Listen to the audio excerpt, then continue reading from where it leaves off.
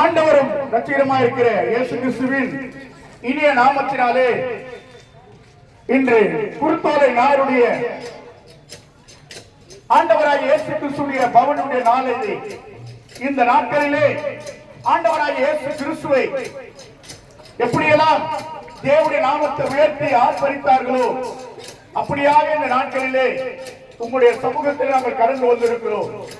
ஆண்டவராகிய இயேசு கிறிஸ்து இந்த உலகத்தில் அவர் வாழ்ந்த போது, இந்த பூமியில வாழ்ந்த போது எல்லா மனுஷனுக்காக அவர் பாடுபட்டார். எல்லா ஜனங்களுக்காக அடிக்கப்பட்டார், ஒடுக்கப்பட்டார், நொறுக்கப்பட்டார். எல்லா அவமானங்களும் துக்கங்களை சுமந்து கொண்டார்.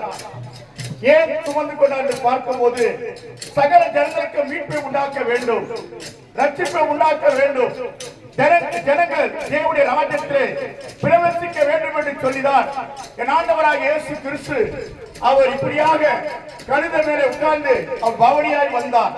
அந்த நாளை நினைவு கூர்ந்து இந்த நாட்களிலே உங்கள் மத்தியிலே நாங்கள் கடந்து வந்து இப்படிப்பட்ட ஒரு ஆட்சேபோடு கூட ஆண்டவருடைய நாமத்தை உயர்த்தி மகிழ்ப்படுத்தி உங்களையும் ஆண்டவர்கிட்ட சேர்க்கபடியாக, ஆண்டவரிடத்தில் வரும்படியாக உங்களையும் யாவரையும் இயேசு கிறிஸ்து இனிய நாமத்தினாலே உங்களையும் வாழ்த்தி வரவேற்கிறோம்.